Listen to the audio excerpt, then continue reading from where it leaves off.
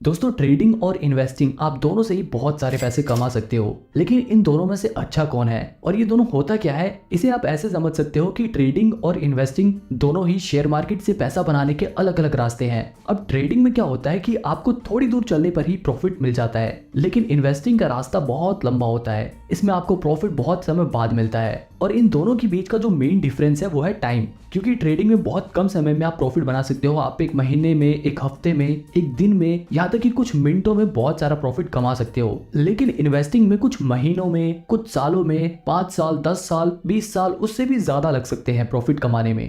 अब आप यहाँ पे सोच रहे होगे कि यार अगर कम समय में हमें पैसा मिल सकता है तो हम लंबे समय का इंतजार क्यों करें। तो देखो, यहीं पे मेन बात आती है ट्रेडिंग और इन्वेस्टिंग को समझने की, क्योंकि ये बहुत इंपॉर्टेंट चीज है और ये बहुत क्लियर हो जाना चाहिए आपको इन्वेस्टमेंट शुरू करने से पहले। यहाँ पे मैं आपको बता दूं कि एक आदमी एक समय पे एक ट्रेडर भी हो सकता है और इन्वेस्टर भी हो सकता है, यानी कि एक आदमी ये दोनों काम कर सकता है, लेकिन उसे ट्रेडिंग और इन्वेस्टमेंट के बीच का डिफरेंस जरूर पता होना चाहिए। तो इस वीडियो में हम ट्रेडिंग और इन्वेस्टिंग को तो समझेंगे ही, इसके अलावा हम इन दोनों के बीच के जो मेजर डिफरेंसेस है उनके बारे में भी डिस्कस करेंगे और सबसे आखिरी में मैं आपको ये भी बताऊंगा कि आपको ट्रेडिंग करनी चाहिए या इन्वेस्टिंग करनी चाहिए।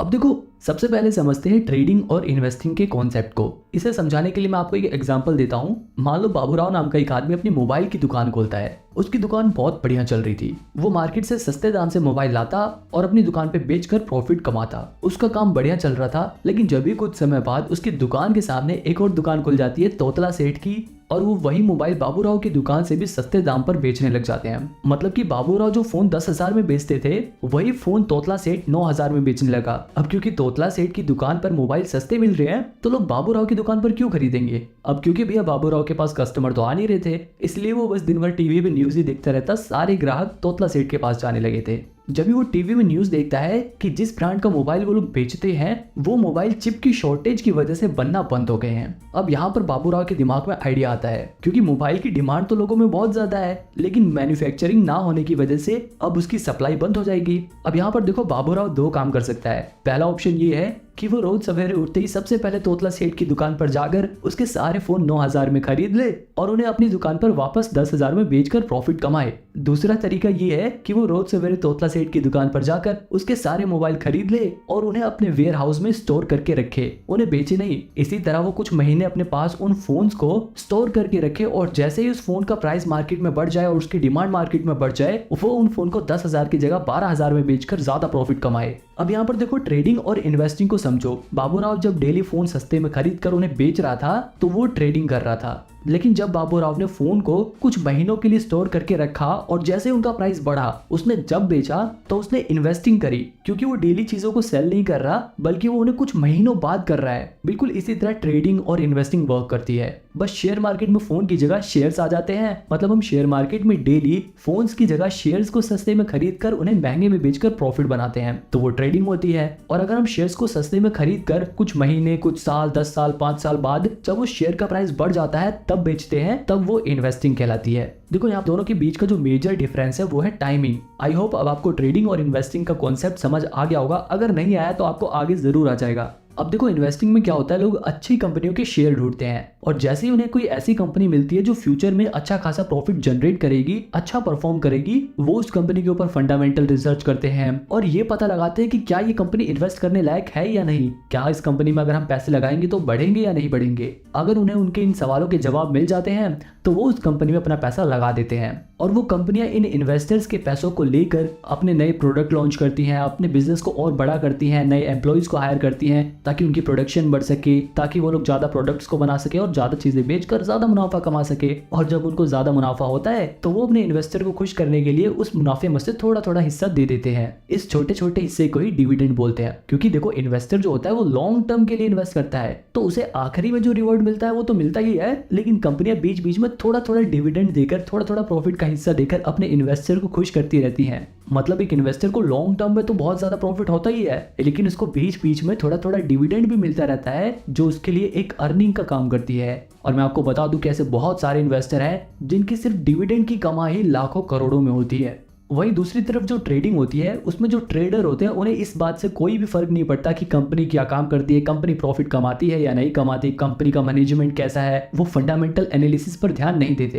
एक ट्रेडर सबसे ज्यादा ध्यान देता है टेक्निकल एनालिसिस पे। वो चार्ट एनालिसिस पे ध्यान देता है, वो शेयर्स के प्राइस को ट्रैक करता है कि शेयर के प्राइस कब घट रहा है कब बढ़ रहा है, वो उसमें अपॉर्चुनिटीज ढूंढता है। मतलब एक ट्रेडर का काम ऐसा होता है कि वो रोज सवेरे उठते ही सबसे पहले मार्केट खुलते ही किसी भी एक कंपनी का शेयर उठा देगा और उसके प्राइस की मूवमेंट को ट्रैक करेगा। अगर उस ट्रेडर को टेक्निकल और चार्ट एनालिसिस करने के बाद ये लगता है कि शेयर का प्राइस बढ़ेगा तो वो उसे कम रेट पर खरीद लेगा और जैसे उस शेयर का प्राइस बढ़ेगा उसे बेचकर प्रॉफिट कमा लेगा। जबकि इन्वेस्टमेंट में क्या था, जो इन्वेस्टर था वो शेयर को सस्ते में खरीद कर उसे कई साल बाद बेचता है जब उसका प्राइस बढ़ जाता है। अब आपको ये समझ आ गया होगा कि एक ट्रेडर कैसे काम करता है और एक इन्वेस्टर काम कैसे करता है। अब देखो इनके बारे में मैं और डिटेल में नहीं जाऊंगा वरना वीडियो बहुत बड़ी हो जाएगी। अब सीधे हम डायरेक्ट इनके डिफरेंस के बीच में आते हैं, इन दोनों के बीच के अंतर के बारे में बात करते हैं। सबसे पहला डिफरेंस तो टाइम का ही था। ट्रेडिंग कम समय का प्रोसेस है और इन्वेस्टिंग लंबे समय का गेम है। इसके अलावा अगर रिस्क के हिसाब से देखा जाए तो ट्रेडिंग में बहुत ज्यादा रिस्क होता है जबकि इन्वेस्टिंग में रिस्क बहुत ही कम होता है। अब ऐसा नहीं है कि इन्वेस्टिंग में बिल्कुल भी रिस्क होता नहीं है, हो सकता है कि शॉर्ट टर्म में शेयर का प्राइस गिर जाए, लेकिन अगर कंपनी अच्छी चुनी है आप लोगों ने तो लॉन्ग टर्म में उस कंपनी का शेयर प्राइस जरूर बढ़ेगा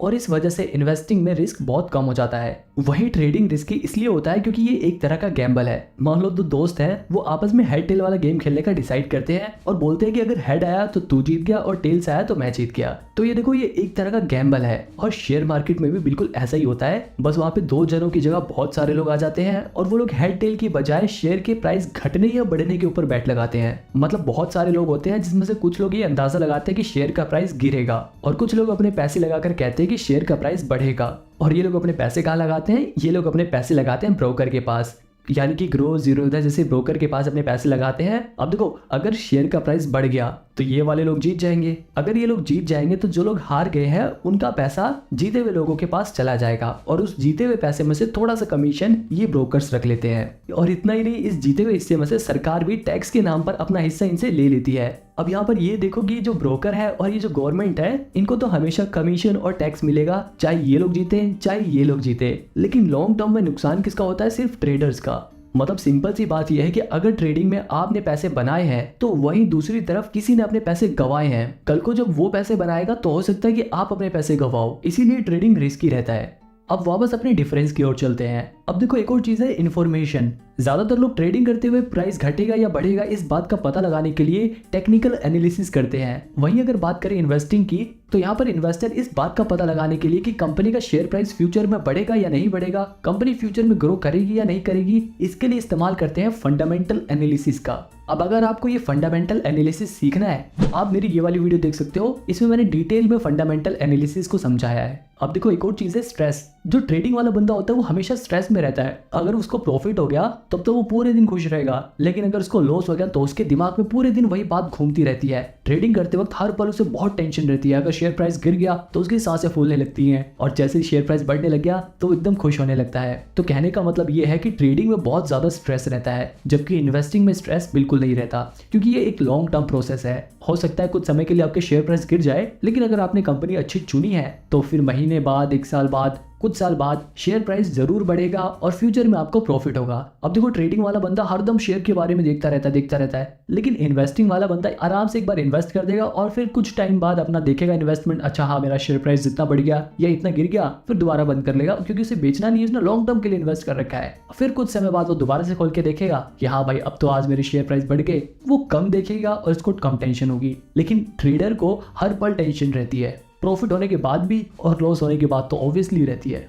एक और सवाल है कि ट्रेडिंग में ज़्यादा पैसे हैं या इन्वेस्टिंग में। अब देखो इस सवाल का जवाब बड़ा ही मुश्किल है, क्योंकि ट्रेडिंग में आप बहुत कम समय में बहुत ज़्यादा पैसा कमा सकते हो, लेकिन इन्वेस्टिंग में आप ज़्यादा समय में इतना ज़्यादा प्रॉफिट कमा सकते हो कि कोई सोच भी नहीं सकता। क्योंकि इन्वेस्टिंग में कंपाउंडिंग अपना असर दिखाती है और पैसा बढ़ते बढ़ते बढ़ते बहुत ज़्यादा बढ़ जाता है। वही अगर ट्रेडिंग की बात करें तो ट्रेडिंग में एक प्लस पॉइंट ये है कि आप ट्रेडिंग को कम पैसे में भी कर सकते हो, यानी कि आप कम पैसा लगाकर भी प्रॉफिट जनरेट कर सकते हो। लेकिन अगर इन्वेस्टिंग की बात करें तो सिर्फ आप 1000-2000 लगा के बहुत सारा पैसा कमा नहीं सकते। आप ट्रेडिंग में 1000-2000 लगाकर 5-10 हज़ार रुपए का मुनाफा कमा सकते हो, लेकिन जैसे कि मैंने बताया था कि रिस्क यहाँ पे ज्यादा होता है। ट्रेडिंग में आपके ये भी चांसेस है कि आप अपने 1000-2000 रुपए गवा दो, लेकिन इन्वेस्टिंग में आपके 1000-2000 रुपए कुछ कम हो सकते हैं। अगर आपने बिल्कुल ही खराब कंपनी चुन ली तो हो सकता है कि आपके पैसे कुछ कम हो जाए, लेकिन पूरे कभी खत्म नहीं होंगे। बहुत ज्यादा गिरने लगे तो आप उसे बेच सकते हो। तो मतलब ट्रेडिंग बहुत ज्यादा रिस्की है, लेकिन आप ट्रेडिंग में कम पैसे से भी ज्यादा पैसा कमा सकते हो। बात करें एक्सपेंस की, अगर आप ट्रेडिंग करते हो तो आपको ज़्यादा चार्जेस देने पड़ेंगे, लेकिन अगर आप इन्वेस्टिंग करते हो, आप डिलीवरी में शेयर्स को खरीदते हो, तो आपको ब्रोकरेज कम देना पड़ेगा, यानी कि कम चार्जेस देने पड़ेंगे। जैसे कि मैंने आपको ऊपर वाले एग्जांपल में बताया था कि लोग ट्रेडिंग में बहुत सारी ट्रांजैक्शन करते हैं, इसलिए उनके ऊपर चार्जेस लगकर बहुत ज़्यादा चार्जेस हो जाते हैं। लेकिन इन्वेस्टिंग में लोग एक बार शेयर खरीद लेते हैं तो उसे कई सालों बाद बेचते हैं, इसलिए उसके ऊपर चार्जेस बहुत कम लगते हैं। अगर लर्निंग की बात करें कि आप लोग ट्रेडिंग जल्दी सीख सकते हो या इन्वेस्टिंग जल्दी सीख सकते हो, अब देखो ये दोनों ही बड़ी कॉम्प्लेक्स चीज़ें हैं, पर मेरा ऐसा मानना है कि इन्वेस्टिंग सीखना ज़्यादा आसान है एज कम्पेयर टू ट्रेडिंग, क्योंकि ट्रेडिंग बहुत ही रिस्की है। ट्रेडिंग में जो प्रोफेशनल लोग होते हैं सिर्फ वही पैसा बना पाते हैं, और जो नए लोग होते हैं वो उनमें से 90% लोग अपना 90% पैसा 90 दिनों के अंदर ही गंवा देते हैं। अब अगर ब्रोकरेज चार्जेस की बात करें तो चाहे ट्रेडिंग हो या इन्वेस्टिंग हो, दोनों में ही जो ब्रोकरेज चार्जेस होते हैं वो हर ब्रोकर अपने हिसाब से अलग अलग चार्ज करता है। अगर बात करें ट्रेडिंग की तो यहाँ पर ब्रोकरेज चार्जेस 0.03% से लेकर मैक्सिमम 20 रुपीज पर ट्रांजैक्शन होता है ज्यादातर ब्रोकर्स का। इसके अलावा एम स्टॉक जैसे कुछ ब्रोकर तो ऐसे भी हैं जिनके पास 1000 रुपए से लेकर 2000 रुपए तक का प्लान होता है, जिन्हें खरीदने पर आपका लाइफ टाइम ब्रोकरेज चार्जेस नहीं लगेगा। लेकिन यहाँ पर ध्यान देने वाली बात यह है कि सिर्फ ब्रोकरेज चार्जेस नहीं लगेगा। इसी तरह अगर आप इन्वेस्टमेंट करते हो यानी कि डिलीवरी में शेयर्स को खरीदते हो तो वहां पर भी जो ब्रोकरेज चार्जेस होता है वो 0.003% से लेकर 20 रुपीज मैक्सिमम पर ट्रांजैक्शन होता है। हालांकि डिलीवरी में भी जीरो था, जैसे कुछ ब्रोकर ऐसे हैं जो एक भी रुपए ब्रोकरेज चार्जेस नहीं लेते, लेकिन इन ब्रोकर्स के पास आपको लगभग 300-350 रुपए अकाउंट मेंटेनेंस चार्जेस देने होते हैं हर साल। ये सब तो ब्रोकरेज चार्जेस थे जो ब्रोकर्स चार्ज करते हैं, लेकिन इसके अलावा गवर्नमेंट भी प्रॉफिट में से अपना टैक्स डिडक्ट करती है। अगर बात करें सिर्फ ट्रेडिंग की तो ट्रेडिंग में जो प्रॉफिट होता है उस पर लगभग 28% टैक्स देना पड़ता है। वहीं अगर बात करें इन्वेस्टमेंट की, यानी कि अगर हमें लॉन्ग टर्म कैपिटल गेन होता है तो उस पर हमें 20% टैक्स देना पड़ता है। आप में से कुछ लोगों के दिमाग में ये डाउट होगा कि हम ट्रेडिंग या फिर इन्वेस्टमेंट कम से कम कितने रुपए से स्टार्ट कर सकते हैं। तो देखो आप मिनिमम 100 रुपए से ट्रेडिंग और इन्वेस्टमेंट दोनों ही स्टार्ट कर सकते हो। ट्रेडिंग में आप अपना पैसा फ्यूचर एंड ऑप्शंस में लगा सकते हो, इंट्राडे ट्रेडिंग में लगा सकते हो। इन्वेस्टिंग में आप डायरेक्ट कंपनी के शेयर्स में अपने पैसा लगा सकते हो या फिर म्यूचुअल फंड के जरिए इन्वेस्ट कर सकते हो। अब देखो यहाँ पर एक और चीज जो ध्यान देने वाली है, अगर आप ट्रेडिंग करना चाहते हो, अगर आप फ्यूचर एंड ऑप्शंस में इन्वेस्ट करना चाहते हो तो इसके लिए आपके पास इनकम स्टेटमेंट होना जरूरी है, जबकि ट्रेडिंग में आपको इनकम स्टेटमेंट की कोई जरूरत नहीं होती, बस आप अपना डीमेट अकाउंट खुलवाओ और इन्वेस्ट करना स्टार्ट कर दो। ट्रेडिंग और इन्वेस्टिंग की बात यहीं पर खत्म करते हैं और मेन सवाल का जवाब जानते हैं कि आखिर आपको क्या करना चाहिए, आपको ट्रेडिंग करनी चाहिए या इन्वेस्टिंग करना चाहिए। अब देखो आपको मैं यहाँ पे बिल्कुल साफ साफ बता दूं, अगर आप अभी बिल्कुल नए नए शेयर मार्केट के बारे में सीख रहे हो तब तो बिल्कुल भी ट्रेडिंग की तरफ मत जाना। कभी आप ऐसा सोचो कि आप 1000-2000 रुपए लगा कर उसे 5-10 हजार रुपए बना लोगे और फिर 5-10 हजार को 1 लाख करोगे और फिर 1 लाख को 1 करोड़, ऐसे करके आप बहुत सारे पैसे कमा लोगे। ऐसा नहीं होता। अगर आप बिल्कुल नए नए शेयर मार्केट में आए हो, पहली बारी बेशक आप कुछ पैसे बना लो, लेकिन उसके बाद आप अपने पैसे जरूर गवाओगे और वहीं पर आप डीमोटिवेट हो जाओगे। तो इसलिए पहले शेयर मार्केट्स के बेसिक्स को सीखो। इन्वेस्टिंग के जरिए आप डिलीवरी में शेयर्स को खरीदो, उनकी मूवमेंट को ट्रैक करो। आपको धीरे धीरे जब एक्सपीरियंस होने लगेगा, आपको धीरे धीरे जब ये पता लगने लग जाएगा कि शेयर मार्केट कैसे वर्क करता है, तब आप धीरे धीरे अपना ट्रेडिंग में कदम रख सकते हो। लेकिन एकदम से ही ट्रेडिंग मत करने लग जाना। यहाँ पर आप ये ध्यान रखना कि जब आप ट्रेडिंग सीख रहे हो तो उस समय ज्यादा पैसे नहीं लगाने आपको ट्रेडिंग में, आपको कम पैसे से शुरुआत करनी है और जैसे जैसे आपका एक्सपीरियंस बढ़े वैसे वैसे आप अपने पैसे बढ़ा सकते हो। यहाँ पर एक और बात ध्यान देने वाली है कि शुरुआत में जब आप ट्रेडिंग सीख रहे हो तो ऐसा ब्रोकर चुनना जिसका यूजर इंटरफेस आसान हो और वहां पर अकाउंट मेंटेनेंस चार्जेस या फिर प्लेटफॉर्म चार्जेस ना लगे, और जिनके ऐप का यूजर इंटरफेस इतना बढ़िया हो कि आप जब भी ट्रेडिंग या इन्वेस्टिंग करो तो आपकी साइट क्रैश ना हो जाए और आपके पैसे ना अटक जाए। आप इसके लिए शुरुआत में एंजल वन जैसे ब्रोकर के जरिए ट्रेडिंग करना स्टार्ट कर सकते हो, और अगर आपके पास थोड़े पैसे आ जाए तो आप जीरोधा, एंजल वन, अपस्टॉक में से किसी में भी डीमेट अकाउंट खोल के ट्रेडिंग स्टार्ट कर सकते हो। लेकिन मैं आपको फिर भी सजेस्ट करूंगा कि आप ट्रेडिंग जब ही करना जब आप खुद के पैसे कमाने लग जाओ और अपने पैसे गंवाने का रिस्क ले सको, क्योंकि बहुत सारे ऐसे लोग हैं जिन्होंने अपना पैसा गंवाया भी है। लेकिन आपको हमेशा पॉजिटिव साइड सोच के चलनी है, चाहे आप इन्वेस्टिंग करो चाहे ट्रेडिंग करो, आपको यकीन रखना है कि हाँ मैं प्रॉफिट अर्न कर सकता हूँ। और अगर आप एक सैलरीड पर्सन, आप हर महीने कमाते हो, आपका मेन मकसद सिर्फ अपने पैसों को भविष्य में सिर्फ बढ़ाना है, तो ऐसे लोग सिर्फ इन्वेस्टिंग कर सकते हैं, वो लोग म्यूचुअल फंड में अपने पैसे लगा सकते हैं, उन्हें ट्रेडिंग करने की कोई भी जरूरत नहीं है। अगर वीडियो पसंद आया तो इसे लाइक करो, नहीं पसंद आया तो डिसलाइक करो। आपका वैल्यूएबल टाइम देने के लिए thank you and good bye.